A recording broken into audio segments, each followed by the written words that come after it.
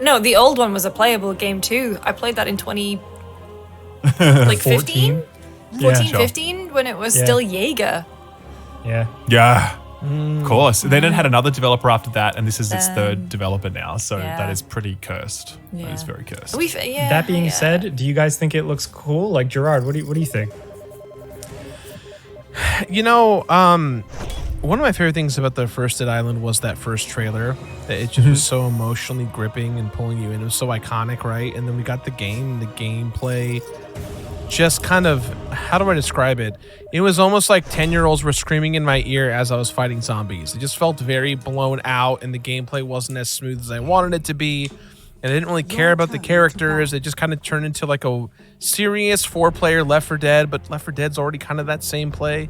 And then obviously Riptide came out and the other title too. So when I saw that the trailer for Dead Rising 2 way back in the day, or Dead Island 2, sorry, I was excited for it, but once again, like in my opinion, the Dead Island franchise thus far, gameplay has not been the strongest suit. I just haven't really been invested in the first-person perspective zombie survival horror from what they're outputting. And so the trailer that they showed is pretty sick. It's a good cinematic story trailer about a character named Jake. Gameplay was still very, very minimal though. It just felt very montagey. Didn't really tell me or show me 100% what the game looks like. So to me, gameplay is a big priority. I still am not 100% sold on it just because of what's come before it. Plus, again, like kind of Lucy said, this is the third studio to take a crack at this in the last decade. So yeah, I'm excited that that's coming out. But yeah, and so much has changed. I'm excited it's coming out, but again, cautiously optimistic just because who the hell knows? Yeah, I very much found myself being like, who really needs this game now? We have Dying Light and all these other like fantastic things. And I even admitted in a video, I was like, I never really thought the first Dead Island was that great. And I actually got a lot of pushback. And what I realized is that like that game did make somewhat of a significant splash back in the day. I think maybe it was with younger players more than anything, but I got kind of like I loved this game. Like I grew up playing this, like, and I didn't expect that. So that almost kind of at least tells me like old. That's why they kept it alive for this long, which is nuts. Grew up playing Dead Island. Dead Island was I think one of the first review copies I ever got. All right. Yeah. I do feel as though you don't really hear much popular reference or common reference to Dead Island. Like you'll hear lots of reference to like Left 4 Dead and all sorts of lots of other zombie games. But Dead Island just doesn't surface in conversation. So Dead Rising doesn't like It doesn't Dead Island doesn't really surface as like a touch point in other when we're talking about other games or whatever else. So I don't know. I do feel as though its impact is fairly limited. But yeah, people obviously have a real soft spot for it. Yeah, I guess in my audience. Like that trailer seems to be the thing that has resonated the most off Dead Island. And then the fact that team remembers. Went on to make Dying Light, which was a superior game in almost every regard. Yeah, nobody's really referencing Hoodoo You Voodoo. Sorry, that was a bad game reference that I still remember from that stupid game. People do love that reference, though. They do love Hoodoo You Voodoo, though. Are we out of touch?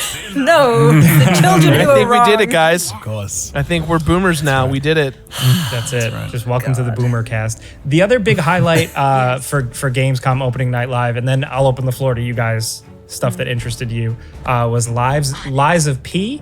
This is coming in 2023, and I've been shouting from the heavens about this game ever since like we got the first little drops of it, just because of like the weird high guy elevator pitch where it's like, what if Dark Souls, dark and gritty Pinocchio, but also in like France maybe, and and here we got an extended trailer with a bit more gameplay and cutscenes and stuff, and it is very much a Souls inspired type game, another one of them, but it seems incredibly cool with the sense of style. We have the cool over the top character animations, attack animations. It seems like there's actually like a tangible story to it, but the boss designs are out of this world. There's one at the end of the trailer that is just so weird and unlike anything that I've seen. I was just so happy. Like I'm glad I was looking forward. Like it just kind of like reinvigorated my excitement for it. I'm kind of at this point like really starting to get over games inspired by Dark Souls. I know that's like not a popular opinion. But sometimes I just want to be a pretty Pinocchio boy and go on a great spooky Halloween adventure and not worry about grinding and getting mad, you know? But hey, whatever. What are you going to do? So where can I go? So that was probably my big one. Yeah. It looked awesome. I was really impressed by it. I think it's definitely going for it. Like clearly Bloodborne inspired, but just moving in its own direction. Using that as a jumping off point, but then making a proper jump. Obviously, it is more flashy, more actiony. It's also not as like gross as Bloodborne is. Like it's cleaner, prettier to look at. The enemy design looks really fantastic with its kind of like automatons. Again, very different vibe to the blood beasts and the blood disease of Bloodborne. The Cthulhu inspirations, none of that's there, from at least not what I can see. It just looks like a really great package, and I hope it's great because obviously we've only seen trailers, we haven't played it ourselves. Maybe it sucks, maybe the combat is awful. I mean, nailing that sort of combat and making the game tough but fair is really hard. Very few developers can pull off that equation correctly. Hopefully they can do it. That'd be awesome. Yes. Evil Geppetto. Oh, like Evil Geppetto. Evil Geppetto. He doesn't look very evil though. I don't know. Geppetto in this trailer, I'm assuming it's Geppetto that they say, hey, son. He looks very nice and wholesome. He looks, There's got to be something wrong with him if he created a murder anime boy for a puppet. Yeah, for a son. Maybe son. Yeah. Gives me. Did you say that about Kojima? Real... Think of all the murderous characters he's created. That's true. I love him. It gives me like it gives me what's it called, like great sensei vibes, like yes, Pinocchio, you've learned from me, let us continue. Oh, so maybe Geppetto is the warrior and he's just passed on his warrior Bloodborne knowledge too. Maybe he's like a hunter. Geppetto origins. Love it.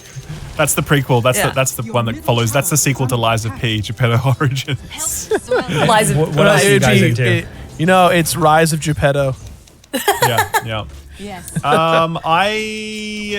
Let's talk about this everywhere game. What the fucking fuck is this? Let's go. What a fucking like a fucking blockchain game to me, my guy. That looks like a fucking blockchain game. I'm sorry. So this game is from one of the the former president of Rockstar North. Leslie. He's set up his own studio. Yep. So he's got his own thing going now. Got a whole team working on it for 5 years.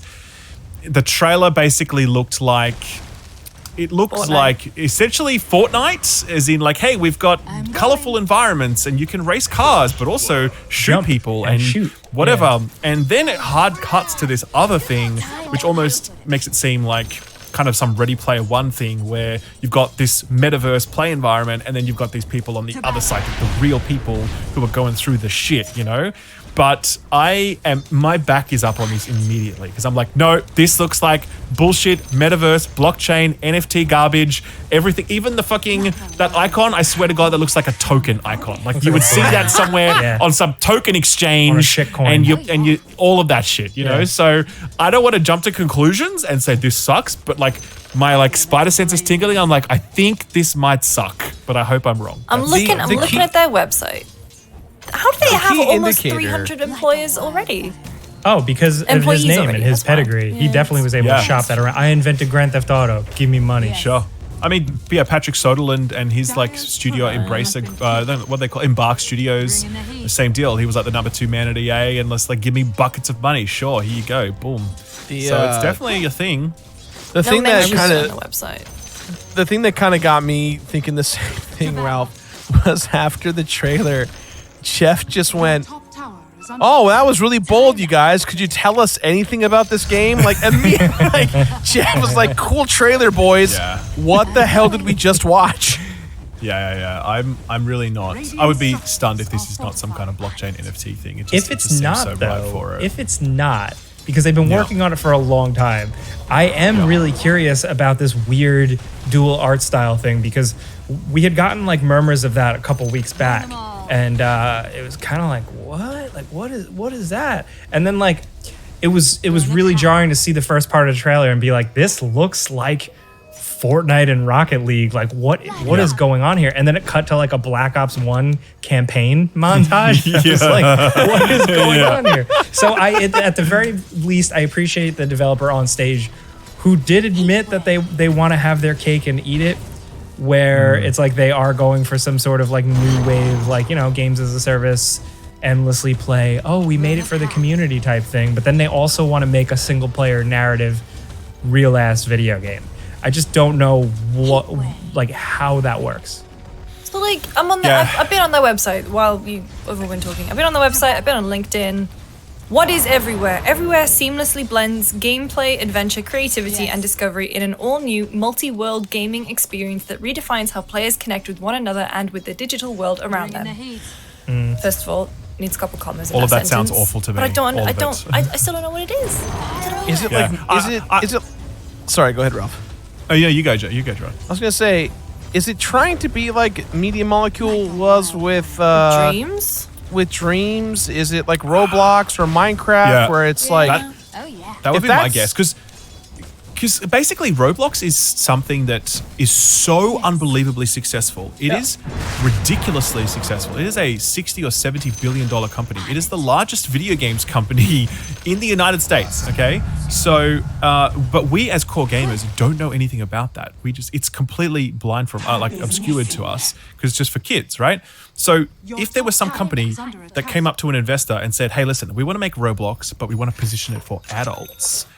Give us money," then investors would be like, here's all the money in the world. So if it's anything, and if this is a total guess, it could be complete bullshit, but if it's anything, it probably would be something akin to Roblox sort of tapping into that, because that is such a gold mine. If you can crack that code and get core gamers interested in what Roblox is doing, then that is just like cha-ching.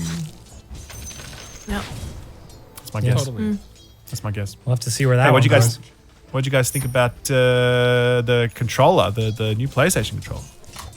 I'm down. I gotta look at it better, because the trailer I felt like was, look at it in the dark. Now you can't. Look at it in the dark. It's pretty straightforward. It does look a lot like the regular DualSense. It'll have all the same features. It's a little thicker. And it's going to have swappable tops of the joysticks. The joysticks themselves you're going to be able to remove. There's tabs on the lower part of the controller. And it's going to have, mappable control schemes that are like you can hot swap between them because it's saved on the controller's memory. It's pretty standard stuff. I'm just curious to see if it does really have kind of like that premium finish. Like I like when it just feels like a nicer controller. And I would love to hear more about the battery life. That's the big thing. We don't have a date or a price for this yet, but give me a little bit more battery life and I would be happy. Please, sir, a crumb of battery life. I have to have two, and I have to keep them on that little dock thing, so I constantly have to rotate them in and out. You're like revolver ocelots, like with tossing a revolver and catching the other one and putting the other one in. God. Yeah. Obviously Callisto Protocol looks sick. It continues to look excellent, and I love the ending of that trailer. That was really nice. Can I just say it's really dumb that the Lords of the Fallen sequel is called The Lords of the Fallen? Like, are these guys trying to make it harder for themselves? This game already struggles because it looks like Elden Ring, and to make it even harder to find in SEO and get surfaced or talked about at all, they've gone with the most confusing name ever. Maybe they're just trying to bury the old Lords of the Fallen, because that one. They called it a sequel, and to me, it's like they're trying to copy a little bit of what Santa Monica is doing with God of War 2018, but like enough time had passed for us to understand and recognize the difference between God of War 3 and this. This franchise doesn't have a bunch of entries to pull from. This is when Jeff was like, it's a sequel, and then we saw the title, I was like, it's a sequel or it's a reboot? I don't know. You tell me, man. Yeah, from what I got from it, it was kind of just like we fast forwarded the lore and then hell got set loose and now it's cool. So I'm good for that. Even though it's just like a cinematic trailer, like I really, really liked the designs a lot. I really like them using the voice of Glenn Danzig. I didn't play a lot of the first one. Did the first one go this crazy at all? Like I know there were like big big enemies you could fight, but like, was it like this like hellscape Doom Eternal like Christ allegory, weird angels and demons thing? Because this is like holy shit. Because the first one I just remember kind of being like Viking Man, Dark Souls. Yeah. Yeah. I remember much. just being so like fantasy castles and medieval shit. Yeah. And just it didn't feel that good to play, so I didn't play it for that long. Yeah. I wonder. I hope they are able to be quite distinct in their final products, because they are essentially not competing with Elden Ring, but it's essentially maybe kind of in that ballpark, and that is really hard, like impossible to follow. So unless they're really setting themselves apart by some means, like the Lives of P, for example, in Bloodborne, there's a real line there that you see how it's different. If they can't find that line and go well above it, then everyone's going to be like, well, why would you play this when you can play Elden Ring? It's like, well, it's okay for more than one game to exist. You know what I mean? But still, that will be hard for them to break through. Yeah. Ralph, did you catch the Subnautica developers' new game? I know you're not totally caught up yet. I'm so interested. I'm so glad you put that up. I did Because see you're that. like a real nerd, so I feel like you might be interested in this. Okay, so here's what I think about this. Conviction, Jake. So He's like one bad day away from like really painting models. So. Yeah. No, that's true. I'm up to like my third Warhammer book at this point, so it's possible. Okay, so just as a background, if anyone missed this is Moonbreaker, and it is the follow-up. It is the new game from Unknown Worlds, okay? So in the past, they did Natural Selection, which is like this kind of co-op horde shooter thing, sci-fi horde shooter. Then they did Subnautica, which is a underwater survival game. And now they're making Moonbreaker, which is this turn-based strategy game using models. And when I say models, I mean like little painted figurines. Imagine Warhammer, imagine like a digital tabletop where you have models and you can actually paint them and whatever. I am really interested in this. I think it's really brave and cool and out there and like good on them. I wonder how this is going to go, because this looks so niche. I reckon even the art style is so garish and so specific and so particular that I'm sure a number of people are going to be like, oh, that's not for me. And then it's the models don't actually move. They're completely static. And that's also going to make people go, oh, I don't know about that. Plus it's a digital board game kind of thing. Very static environments. Plus the whole appeal of like painting models, that's not for everyone. This is a very, very unique, very niche pitch. Very specific. And so I'm with them. And I'm like, I really hope you succeed with this, but I also am simultaneously really worried that it won't, because it's just so out there that it's gonna, I think, will scare a lot of people off. I don't know, what'd you guys think? Like I thought it looked interesting. The thing that got me though is that it's Brandon Sanderson, which I just don't understand when that man sleeps or how he's I don't know, like I'm really interested to see like how he got onto this project, and I'm interested in the lore behind it, because if there's one thing that Brandon Sanderson is amazing at, it is world building. And so ordinarily Let's get him on the podcast. I'll just ask him. Ordinarily, like I happen. probably wouldn't be as interested, but then when he popped up, I was like, okay, that's an interesting one. I mean, it's I don't know, similar vibes to George R.R. Martin being on the Elden Ring trailer, except I feel like Brandon Sanderson has way more involvement than George did in Elden Ring. But no, I'm intrigued by it. Like I lived with someone who painted a lot of models, and I texted him as Dave Jewett from GameSpot, and I was like, oh my god, have you seen this one? And he was like, mate, I don't even have time to paint my real models. Like, don't do this to me. But can scratch that itch. You never know. I mean, that's just the other. I guess the other part of the equation is that Subnautica Below Zero was pretty disappointing.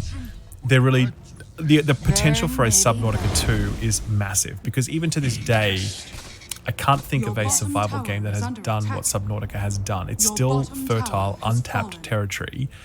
If they were to commit to that sequel and just blow out the budget and just make an incredible sequel, like that would be amazing. This is a very different direction to that, and so I don't know, man. Look, as I said, I'm wishing them the best. I hope it succeeds, but it feels like a very risky play. I would love to bring up the fact that Sonic Frontiers is coming out the same day and week that God of War That's just Skull and reckless. Bones is, and I'm my God. Look, What a do I fucking think move. Like, seriously, what a fucking move. I'm begging. I think I might message my friends at Sega and be like, what do I have to do to help convince you guys to kick the can? Like, what can I do to help? Because push it to February or January or something. Push it even to November, like just even further in November, like Thanksgiving week or something. I don't know. I don't know, man. I feel like they listened to everyone being like, oh, they have to delay this game. And they're like, listen, not only are we not going to fucking delay this game, we're going to release it on the same day as God of War. Take that. You know what I mean? Like, that is what they did. Because, like, the marketing department, it's like they're trying to destroy their game. Like, all the marketing to this point has been horrifically bad. And the last decision they make, but like in terms of like hyping up and preparing for the release of this game, is to release it the same day as the biggest game of the year. Like, what is going on? What do you say to that? Maybe At the they very least- think that like the markets are different. But then I feel like You know the what? people who are interested in Sonic, beyond the kids who really love the Sonic TV shows and whatever, I feel like the Sonic audience is kind of like people who are our age who are probably more likely to play God of War at this point. Well, I agree with you, Lucy. I think that Sega's demographic for Sonic has always been skewed younger, right? Like right now, the Sonic franchise is at an all-time high with the second film. You know, so to me, it makes sense to kind of ride off the high of that movie to get it out. I just don't know. I'm curious to see the data points when this is all said and done between the commonality of players who are going to play God of War and Sonic Frontiers. I'll tell you what, though, if I had to guess which of these 3 games people are going to buy, God of War would be first, and then probably Sonic second. And I'm going to forget about Skull and Bones immediately. Oh god, I forgot. Yeah. I totally forgot about Skull and Bones until you said that. That's not the same day, isn't it? It's the like same November, day. is it? It's either the same day. I forgot. God about of War that. is when, the 8th. No, Sonic is the 8th, God of War is the 9th, and then Skull and Bones is the 7th. oh god. Skull and Bones I have as the 8th. I have in my schedule as the 8th. So Sonic and Skull and Bones come out on the same day, with God of War coming out the day after. And can I just say as well, like the rest of that month, what have we got? We've got Evil West on the 17th, on the 22nd because it got delayed. They got delayed. And then Dark Tide is on the 30th. Yep. You could push your game back 2 weeks and it would be fine. Yes. It's not like the rest of the month is fucking packed. Yeah, they could have You can kicked it move once, it a little maybe bit. twice, and been fine. Oh man, I just look maybe we overthink this stuff. Maybe it actually doesn't make a difference. Like games companies have know done what? this for decades. Yeah. And maybe it's like, look, it's fine. But at the same time, we live in this world and we see like social media, for example, there's only X amount of throughput on social media. And if all of that throughput is being consumed by God of War hype in a single week, surely it hurts your marketing to not have lots of people talking about Skull and Bones or Sonic or sharing clips about it and the discourse and podcast discussions. You know what I mean? Like, surely that has an impact. Horizon is a prime example of that. Horizon was hot for less than 3 or 4 days, and then Elden Ring came along, and we all stopped talking about Horizon, almost as a gigantic gaming populace said, oh, Elden Ring, let's consume. And then that was all we talked about for 2 months. What about all the people that want to have sex with Sonic? I feel like they're all mostly our age, and they would also probably want to be playing God of War. So, all right, let's not punch down at those fans, Jake. no, I'm not punching down at all. Let's not burn. No, I like it. I mean, not like that. No, wait. I mean, not like that. Oh my god. No. What about all the people who want to have sex with Sonic? Oh, we forgot about them. You're right. Sorry. Oh, yes, the key demographic, the people that want to fuck Sonic. Oh god. Just for the record, we love Sonic fans. Yeah. They're all great. I'm no a Sonic judging. fan. No judges. No, I'm nothing encouraged. like that. Nope. No I'm not kink gonna- shame. Have you guys ever done the Hedgehog game? Have we talked about this? Where you Yeah, we've Google done your it name? on a yeah, practice we've done version it. of On a the practice podcast. one. That we was did it. that. That was it. We did that. That's one of my favorite games. I saw that new Tales from the Borderlands. I'm nervous about that. I'm not sure if you guys played the original Tales from the Borderlands. Did you guys play that one? It's really, really funny. It's fantastically written. It's really, really good.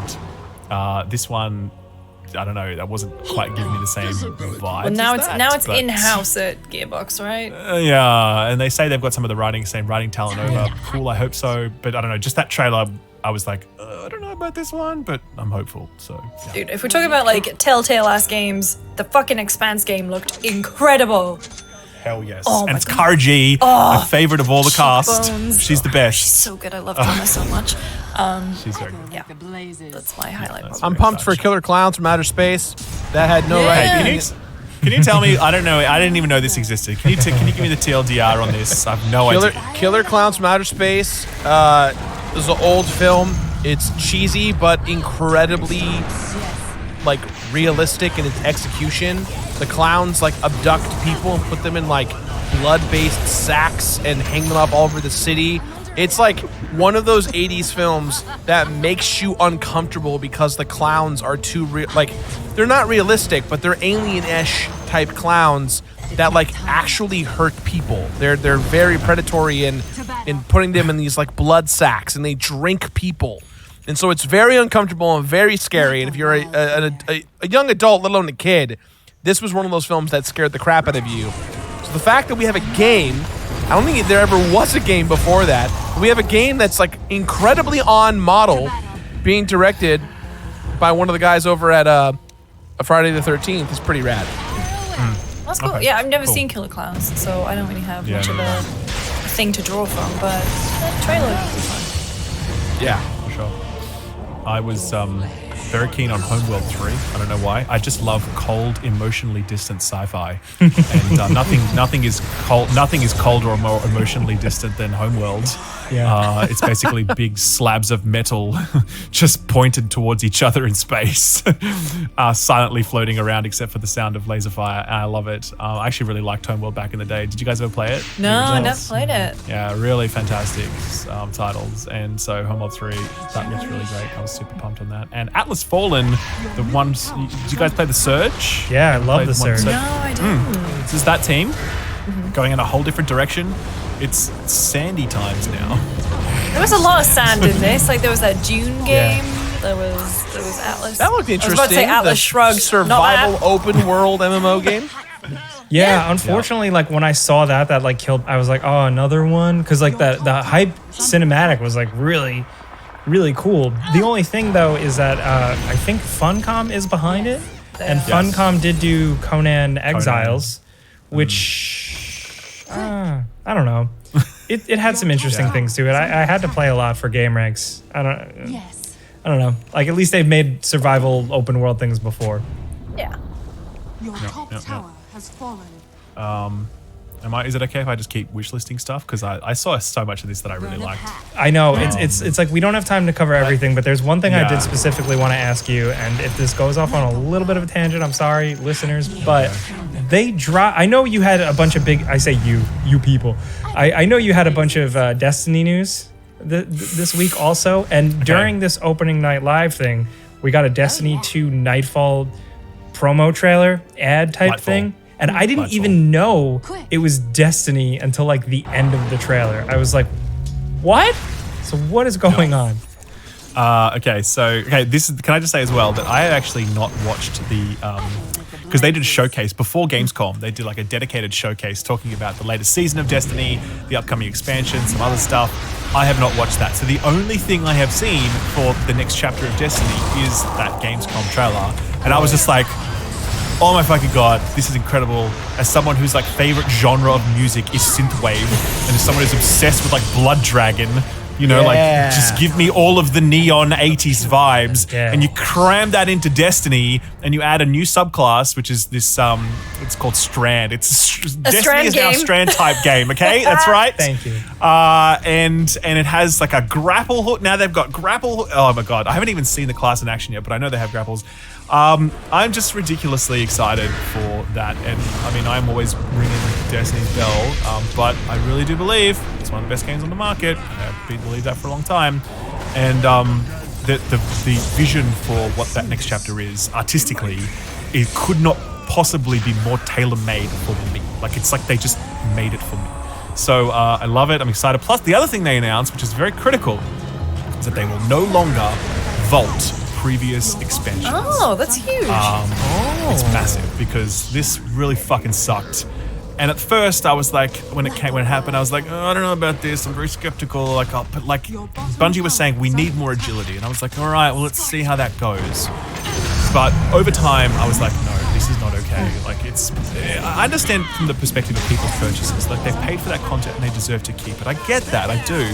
But I'm actually more motivated by a commitment to Destiny's history and the idea that people who come to this game should be able to experience its most pivotal moments, and the fact that they are no longer going to be taking that approach to major expansion content, I think is fantastic. It's going to make it so much easier to welcome people to the game into the future.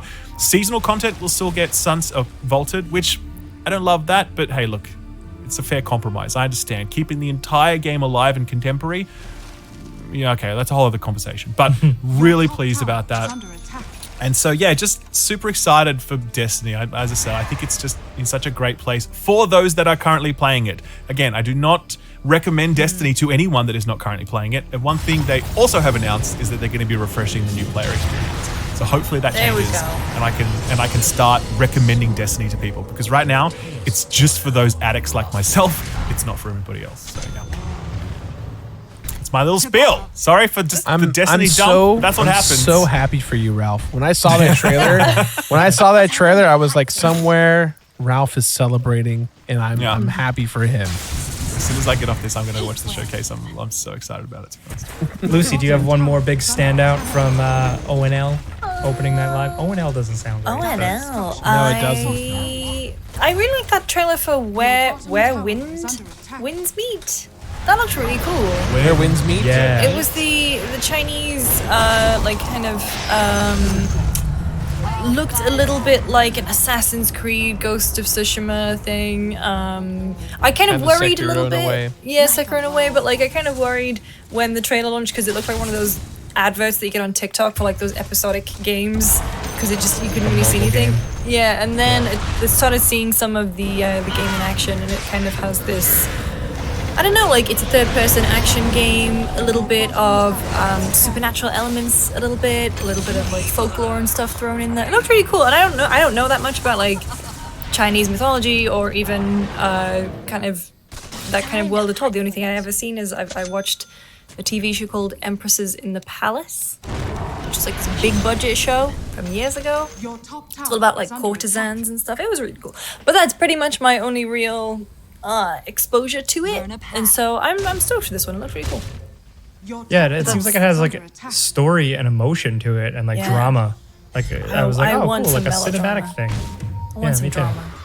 And I thought the Gotham Knights trailer was good, and I've been a little bit down on Gotham Knights recently because I feel like it's getting to the overexposed stage, which is what Warner Brothers does for every single fucking game they do. They put out too many trailers. But no, I thought this one was a good one, and I'm, and now the game is coming 4 days earlier for some reason. Yeah, I felt better after that. I know it's just a trailer, it's marketing, it's supposed to get me excited. But I just saw some things new villains. It seems like you're gonna fight villains multiple times. We got to see 2 different versions of Mr. Freeze if you look closely. So yeah, I can't help but still kind of be cautiously optimistic. I just love Batman. Probably brought it forward because Batman is dead. 4 days later. Batman's dead. Come on. Batman is dead. Is dead. I was hoping you'd say that. Bayonetta and COD are both on the 28th, so that's probably why they bumped it forward a few days just to give it a bit of breathing room. Yeah. So maybe we're not wrong when we talk about not overlapping release dates and why it doesn't matter. And also, don't forget the biggest announcement of the entire show. Oh, please. That we now have a competitor in the podcasting space. I can't believe it. Because I feel so betrayed, really. Yeah. That Kojima, he is the only person on Twitter that the Frames Per Second podcast follows other than the hosts. Yeah. And yet he has the audacity to create his own podcast. Who the fuck does this guy think he is? Maybe that's why. Maybe we fucking inspired him. He was like, hey, this podcast deems me worthy enough to follow. You know what it was? It's because we had Jeff, and then Jeff, after he got off this podcast, he called Kojima, and he's like, that's what happened. Remember how at the start of the episode, I said, oh, you need to get us a Kojima introduction, okay? And Jeff's like, yeah, I can work on that. And so then he calls Kojima, and he's like, hey, you want to come on this podcast? And Kojima's like, I have a better idea. And then, boom, this was what happened. Did we get a cut? I'm so... He probably got paid millions. He got paid millions of dollars for that. Well, I mean, podcast. did you see how he was like applauding? That's a man who got a payday, you know. I like Jake's suggestion for the format though. What was the suggestion? Just like make it like Joe Rogan. Like I want to see Hideo Kojima sitting behind an American flag, like smoking weed and talking about vaccines. Let's just, you know, why not? Oh my God! Why not? Let's go. It's just a podcast. It's a podcast that slowly turns into a live action podcast of Metal Gear 1. Oh my God! I hope there's some hook to this thing. If there is some transmedia thing, like it just does something weird, because he definitely does have a, like even if it doesn't go like that creative weird route, he definitely is a man who has a lot to say. I have been kind of slowly going through the book he most recently published, which is just a collection of all the things he's written. You know, he's written articles for like GQ, Famitsu, anywhere over the years, just like random essays he's written. So like he's definitely got a lot to talk about. Surprisingly, not a lot about video games, more just about everything else. And I'm into that. I like the way his brain works. That's probably why he's so good at what he does then, because he's not just about video games. Yeah. Like he's just fills himself with all this other shit, which is awesome. Yeah. So I you know, Kojima-san, if you want to promote the new podcast, come on the pod, come on down. We'll give you the spotlight. You know, just do it. That was a bad pitch. Yeah. Maybe we try that again. No, we can. Jake, you're not allowed to bury yourself. You're doing fantastic. Okay, I agree. Thanks. I agree. I just really want him on. Okay, let's move on. Unfortunately, we can't talk about everything from Gamescom opening night live, but Gamescom is still going on as of the time of recording this podcast. So there's a bunch of stuff rolling out. Shout out to any of you who are there, having fun. Hoping you're having a nice time. Maybe you're listening to this on the train tiny ride beers.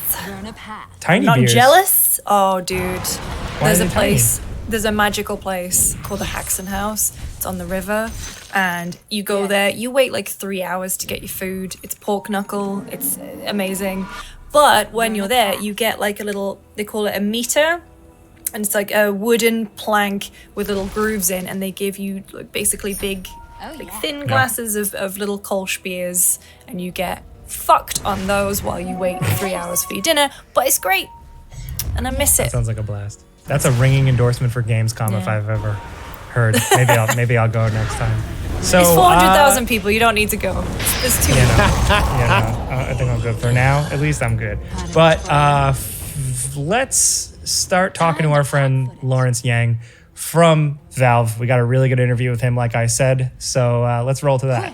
Yeah. All right. Hello, here. everyone, to this new segment, the interview block. We're joined today by Lawrence Yang of Valve. This is something that we're extremely excited about because all of us have a Steam Deck, right, Lucy? Yeah. So that really brings us to our first question for the Valve employee before us. Lawrence, where's Lucy's Steam Deck? What's the deal with that? Can you please check your files and give us an update? You'll get it soon. What's your reservation window look like? I was Q3 and then I got pushed to Q4, which is honestly, it's fine. I just spent a lot of money in vet bills this week, so you know, that's fine. Delayed gratification. Well, for that specific thing, no one was actually pushed from Q3 to Q4, but there was some poor wording on the website where we said after Q3, and then when we updated dates, then they become Q4. So a lot of people misread that as like, I was Q3, and then they became I saw the Q4. Q3 and got excited. I see. No, You might still prayers. get it in Q3. We are actually we're updating the reservation windows, so you might get pulled in. There we go. So Lawrence is, look, I don't want to say you're the point person on the project because obviously I don't know that, but certainly you've been the most public face of the Steam Deck that I've been aware of in terms of out there on the messaging and providing updates on the beta version rollouts and whatever else. So it's been really amazing to see that level of communication as well, because a console out there being updated that regularly with that kind of communication, that's unheard of. We'll talk about that. But firstly, just wanted to say a really huge thank you for joining us today. It's just awesome to talk to you about you know, how this whole thing came together, and just hear about it directly from Valve, because it's just super cool. So thanks for joining us. Thanks for having me. It's great to be here. So I guess we obviously have a bit of background on who you are and what you're currently doing, but we really don't know the full story. So could you just maybe tell us about like you, yourself, your career, like the little bit of background, maybe because you were at Apple before, right? Yeah. Right. Yeah, I was there for 8 years. How far back do you want to go? Well, I mean, whatever. Like, I mean, interested to know how you got to the career trajectory that led you to the point where you were contributing to the creation of a Valve handheld. Like, that's pretty cool. Okay. I'll go Cliff Notes version. Starting out in high school, I was a web and Flash developer back when all you needed to know was Girl HTML and you could call yourself a web designer. But I got an internship and they're like, hey kid, here's this new thing called Flash, you should learn it. And then I became the only person at that agency who knew how to make Flash websites. So based on that, I continued to freelance all the way through college, but it was my portfolio that I was building, freelancing on the side, that actually got my first job. So I grew up in Chicago area. I moved to San Francisco, and I said I'm gonna work here now. I got a job at an agency, and then after a little while, I got a job at Apple, starting out in the marketing group.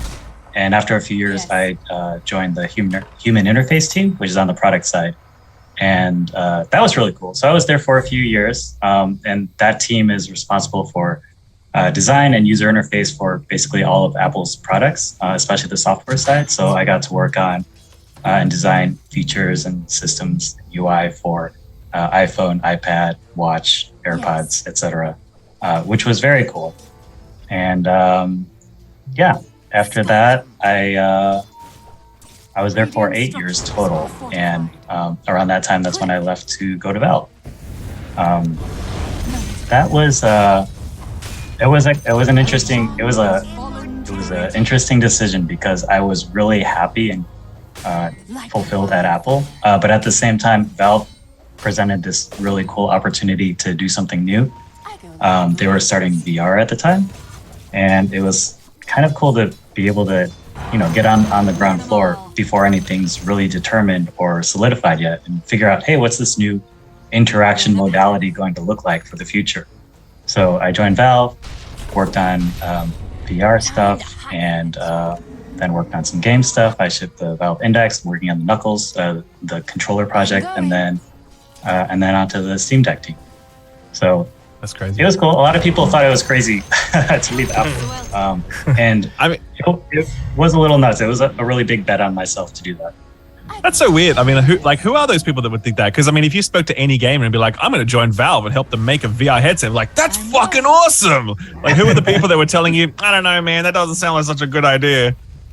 Yeah, but I mean, at that time, I was more friends with a lot of designers, and they're like, wait, you're leaving Johnny Ive's team to go join, what is Valve? Is that a plumbing company? What do they even do? Oh, that's so good. I love it. So what year was that then that you made that jump? That was 2015. Okay. Yeah. Yes. Fantastic. Cool. And so obviously worked on Index, and I mean, I don't know, we're really keen to talk briefly about the Steam. Well, sorry, we're here to talk about the Steam Deck, but we'd be keen to just talk briefly about that overall process of designing the Index and how you found that, and like what was that journey like? Yeah. So when I first started working on VR, and it was a partnership with HTC Vive, where Valve had made a lot of we designed and invented a bunch of technology, the base station tracking technology that VR is based on. A lot of it came out of Valve. And so we worked with them, and they said, we're going to make a product. And we said, we'll give you the technology. We'll work with you and create Steam VR. So that'll be kind of the system and the UI behind VR. And so I helped work on designing a lot of those interfaces and that UI and a lot of the user experience flow. And after we shipped the HTC Vive, it was cool, and we thought it was a really neat product. And we were also like, I think we could add something ourselves to the mix. So we invested in figuring out how would we design our own headset, and then we can control all the hardware, the firmware, the software, and there wouldn't be as much of this wall to go back and forth over to make decisions. And I was asked to help lead the Knuckles team, or it's the Valve Index controllers, but we all called it Knuckles. Sure. And yeah, it was really cool. It was really fun. It was my first time ever working on hardware. That was one of the main reasons I was excited to work at Valve, because it's this really weird place where you can just do whatever you want to if you're willing to apply yourself and add value. Whereas at Apple, I was doing amazing things, but I was sort of only doing it in one realm, in user experience. That's so interesting, because you definitely hear that story of like, Valve, we don't have job titles and you just do whatever the fuck you want. And everyone's like, really? How's that work? Is that true? Like, is that actually how it plays out? I mean, obviously I'm exaggerating, but is that really how it plays out in a broad sense? I mean, it's not whatever the fuck you want. I mean, if you're like, I'm going to join Valve and I'm going to spend a year doing underwater basket weaving, you probably won't continue to work at Valve for very long.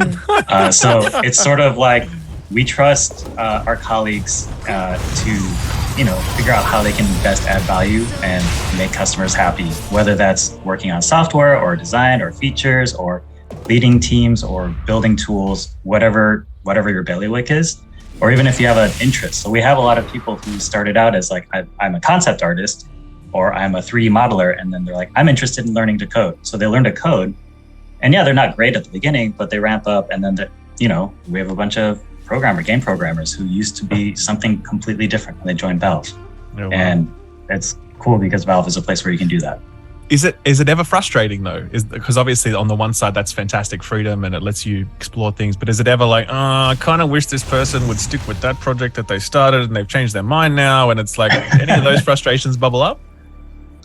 To be honest, not really. I think that one of the biggest things and hardest things we do is recruiting, is hiring, and it's really important that we find really strong people who are also a good fit for Valve and the way that we work. And it's interesting because a lot of times we'll have to make a decision where, this person's a rock star, but they're used to being told what to do. And that doesn't really work very well at Valve, where you're expected to be able to figure out what you should spend your time on. And there are other people who are like, this person's a rock star, but they haven't done actual work in such a long time because they're a manager, that we're like, that wouldn't work very well here either. So, so finding those people is like, it's hard. And, but we do spend a lot of time trying to make sure we find people who will succeed here. And if we're right, then you don't have to worry about a lot of those decisions. People will just work on things and you trust them to do things. Like someone will show up and be like, hey, I'm going to take on this feature. And I was like, cool, I'm glad you got that.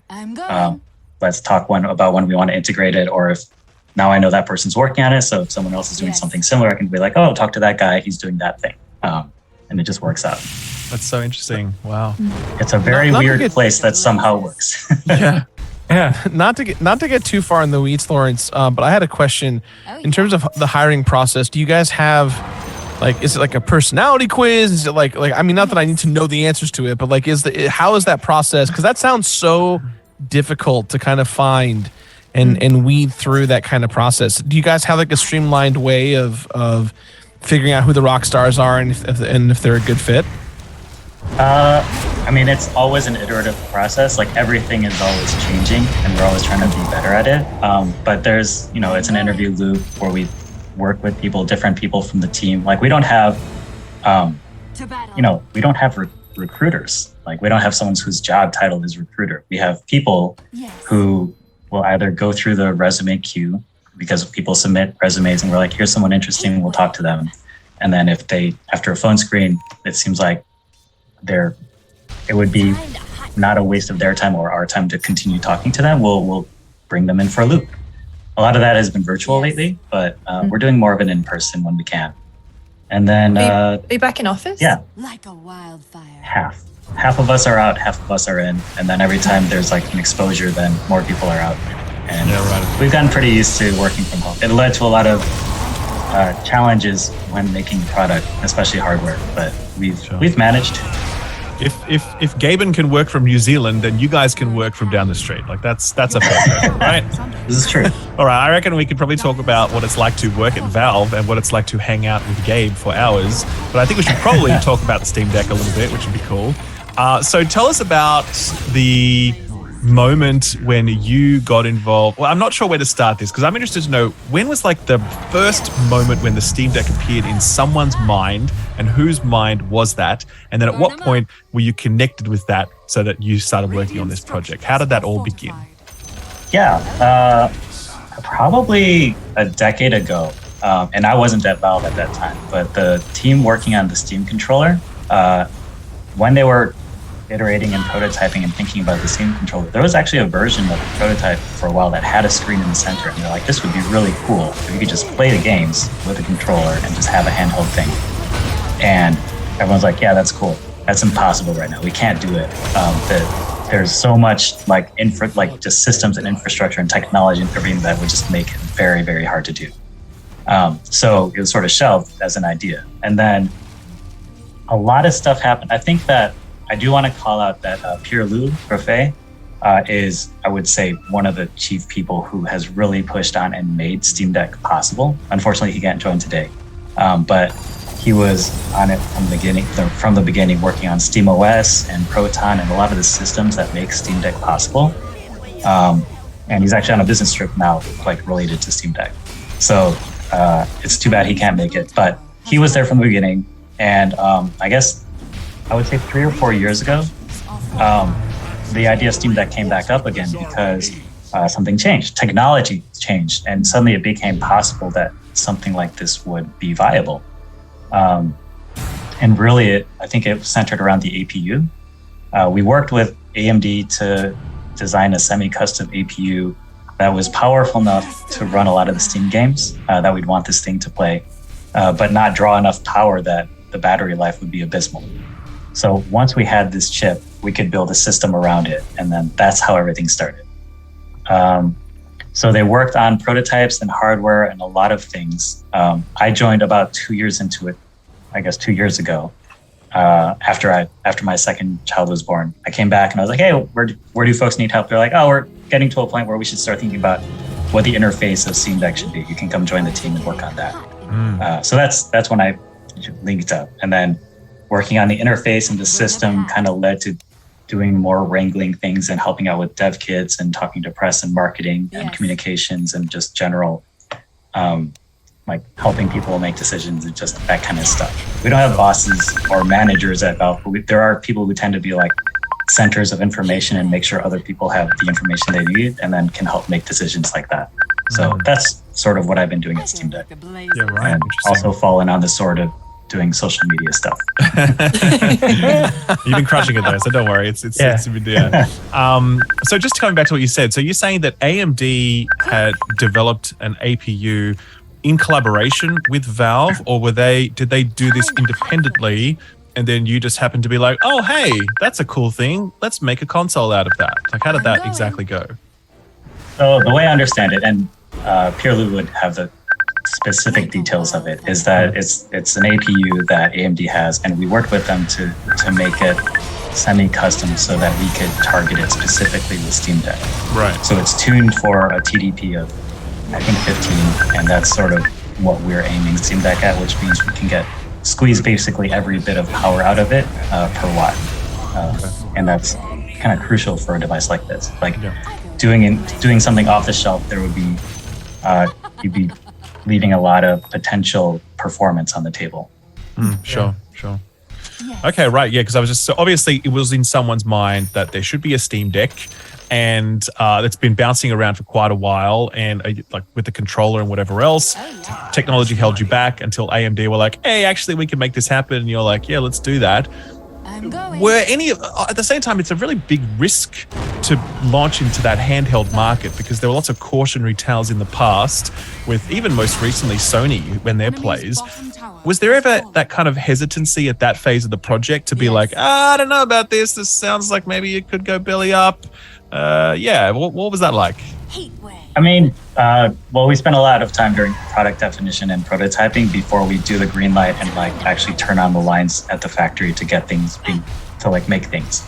So, in the process of developing it, we gained enough confidence in the process in the project that even if we made some of them and only some people were happy, then we're like, okay, we learned a lot. and then we know what we can do next based on that. So, yeah, there's always risk. There's never no risk. Yeah. But with this one, especially, everyone on the team was so in love with the thing that we were making. We're like, there have to be other people out there that will like it too. So we felt comfortable shipping it. And I think with the like Sorry, reading go the like, I feel like you guys were probably reading the writing on the wall with chipsets evolving and being able to do it. But was there ever a conversation about it being a streaming device? Did someone come in the room and say, "What if we streamed it instead?" Yeah, I mean,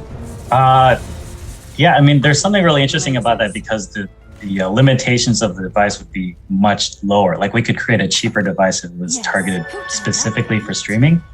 But the drawback is if you're in a place without any Wi-Fi, you're sunk.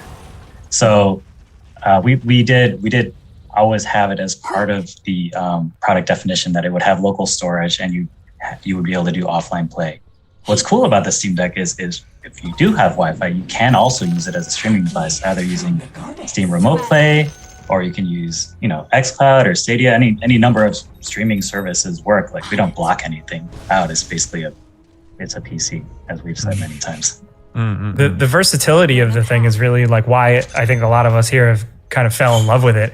Was there ever conversations about other, like, did you kick other things around? I mean, there's other devices out there. There's the Switch. There is streaming devices. Did you guys ever look at those or make hard turns from those deliberately? Or I mean, of course they exist. A lot of us. So talking about the Switch specifically, we all like Switch. A lot of us have the Switch. When people ask whether it's a competitor or draw comparisons, we don't really look at it that way. It's such a different product. Yeah. And we actually really do think like, as opposed to a handheld console, it is a handheld PC and it does so much more than the description of what a console does.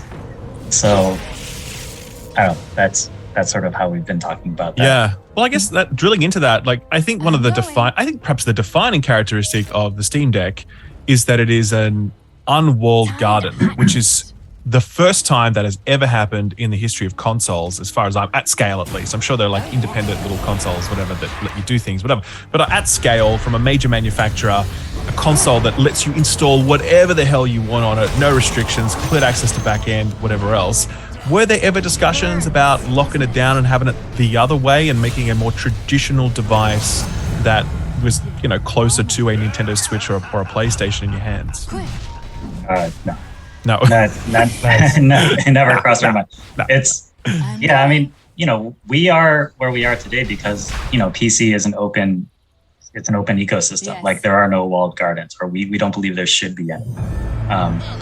Without Steam and without PC gaming being an open platform where people can just install what they want to, mod what they want to, do what they want to, use whatever devices they want to. Like I'm going to throw a random PC together out of parts I found in the junkyard. And it'll run games. You can install Steam on it, it'll be fine. So for us, like Steam Deck, it would have to embody all of those things, and we think that makes it more unique, more powerful, and just will make our customers happy. Yes. We don't think, I guess, to spin it the other way, we don't think any customers are out there asking us or saying, "Man, I would be really happy if this was locked down. I would be much happier if I could only play Steam games on this." Whereas when other people say, "Man, it's really cool and makes me happy that I can install other game stores on it, or install Windows, or go to desktop mode and just install random shit, whatever I want to do." That's cool. We want people to do that. That's success for us. Yeah, you want to embrace what Valve has already set up, which is years and years of support, all kinds of things going. Just to like branch off for a second, what's your favorite thing that you've played on the device? I was about to ask the same question. Gotcha. Gonna say Vampire. I guess it would have to. Oh shit! One of us. Yes. It's the unofficial Vampire Survivors podcast. It is a very good game for what it is. It's like amazingly addictive, and we're like, why the hell is this game so addictive? And he keeps shipping patches and adding more achievements. Yes. Like, damn it, I load it up and get the new achievements. So that's a very good game.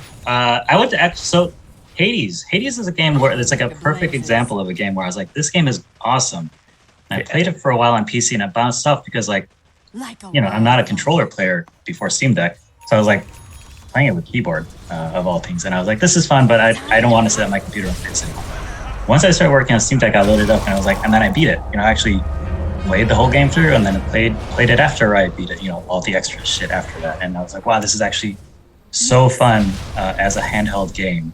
And for me, I was like, the Steam Deck became my main gaming PC just because, something that happened for us while we were working on Steam Deck is that we realized, especially during a pandemic, one of the last things we wanted to do was to continue sitting at the same desk in the same chair, staring at the same screen to do fun things after work. And the Steam Deck allows you to take your PC games and go somewhere else. Like even if you're sitting on a couch next to your desk, it's a different place and it's more comfortable. It's a context switch. So true. That was huge. And so I discovered a lot of my back catalog, rediscovered it. I'm playing through Spider-Man right now, horribly. I'm not as good at going for a swing as you are, Jake. So I'm still learning my swinging chops. You'll get there. That's awesome. So, I mean, obviously, I think we're at the point in this team's life cycle where it's like, all right, we have the technology that can make this happen and you want to make it happen. Could you talk us through what the design process was like? I mean, obviously, you joined about 2 years into it. If you could go back a little bit beyond that, that'd be great. But obviously, also from when you joined, what was it like to actually construct the Steam Deck? What were the broad strokes for that process? Sure. Yeah, I mean, I think a lot of it started with the APU. Once we had that, we could build around it. We're like, okay, we need a battery, we need to pick RAM and all these other bits and pieces. So there's a whole group of engineers and supply chain folks who are working on sourcing components. So that's like figuring out the guts of it. And then there's all the other components like audio and display and ergonomics. So a lot of the time was actually spent on figuring out what the thing should look like and how it should feel. We have a whole bunch of an amazing number of crazy prototypes of just all the different wacky ideas for what the thing would look like and what the input layout would be and how it would feel in your hands. So during pandemic, especially, this was really hard because normally what would happen is an industrial designer or designer would figure out, okay, I'm going to try this ribs type. I'm going to do 5 iterations of it. Everyone come over to my desk, try it out and give feedback. But since we were all working from home, we couldn't do that. And what we ended up doing was everyone had a center part, just this middle part. And then they would have basically rods that you could shove external things into it. And they would print these sections, multiple versions of it, box them up and ship them to everyone's house. And then everyone would get on a Zoom call, plug it in, and I'm testing. All right, everyone plug in 3A and hold it and give feedback. And oh, the grip is a little high here. My thumbs can't reach here. And then that's how they gave feedback. And then after a few days or a week, they would do another round of that.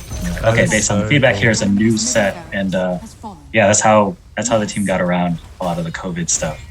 But, could you please release some of the recordings of those sessions? I really want to see what it's like. People plugging in weird controllers and being like, this sucks. This is really crappy. I don't like this one. Yeah, right. So and I mean, obviously, there's a huge amount of. So what was the timeline for that kind of iterative process? What was the period from when you started? We're we are building a Steam Deck to we have locked down the design and this is what it's going to look like. How long was that period? I would guess probably a couple years.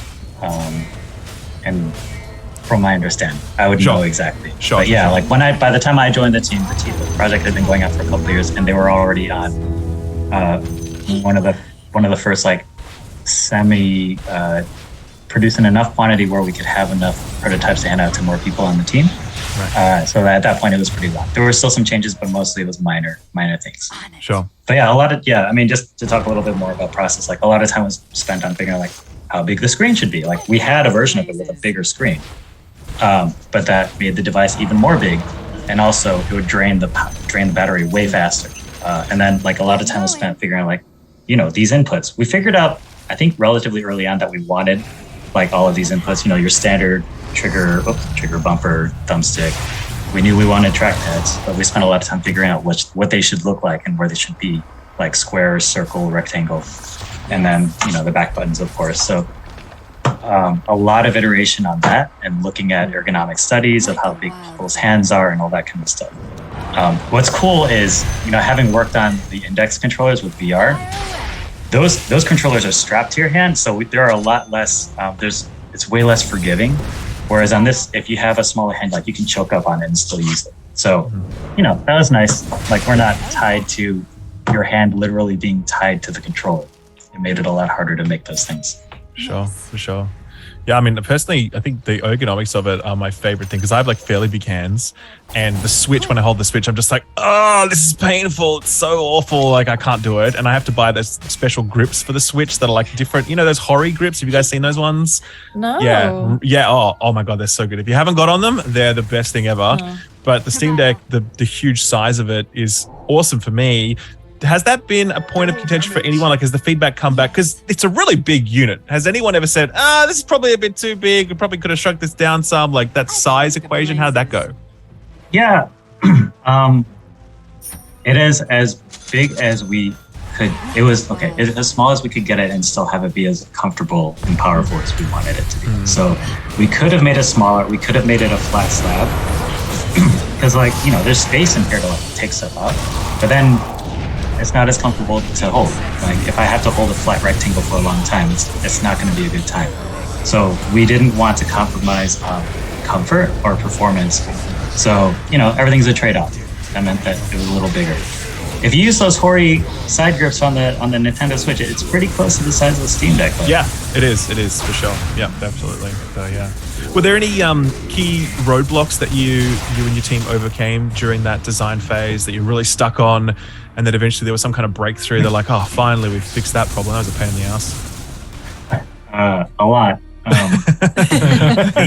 The biggest and most obvious ones were COVID, right? And so COVID had a lot of there's a waterfall of effects from that. Not only was working from home a pain in the ass, but the whole world was suffering it, and the supply chain was all fucked. And it wasn't just